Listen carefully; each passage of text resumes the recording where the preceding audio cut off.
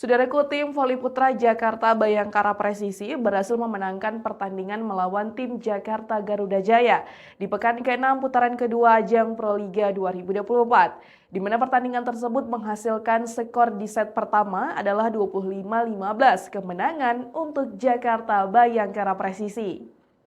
Laga yang berlangsung di Gor Ken Arok Malang, Jawa Timur pada Sabtu 15 Juni 2024 memberikan satu keunggulan bagi Jakarta Bayangkara Presisi dengan skor set 1-0.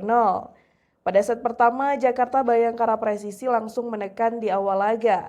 Lewat servis yang dilakukan Nomori Keta membuahkan 5 poin beruntun, di mana 4 diantaranya merupakan es yang membawa Jakarta Bayangkara Presisi unggul 5-0 atas Jakarta Bayangkara Presisi.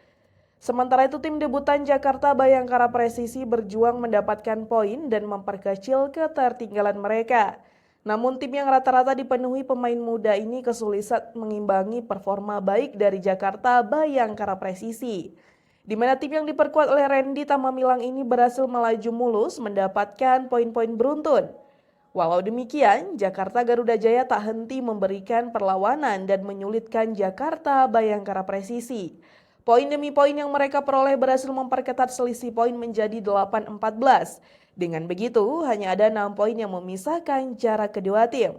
Memasuki pertengahan set pertama, Jakarta Bayangkara Presisi konsisten mempertahankan keunggulan dengan poin 16-9 atas Jakarta Garuda Jaya.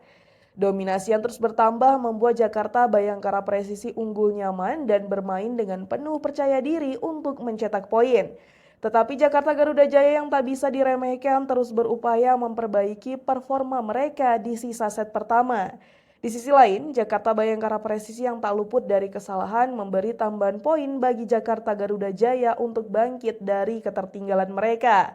Hingga penghujung set pertama, Jakarta Bayangkara Presisi tampil mendominasi dengan kedudukan 23-13. Artinya Bayangkara Presisi hanya membutuhkan 2 poin untuk mendapatkan kemenangan di set pertama. Dan set pertama berhasil ditutup Jakarta Bayangkara Presisi dengan poin akhir 25-15 dan unggul 1-0 atas Jakarta Garuda Jaya di Proliga putaran kedua 2024.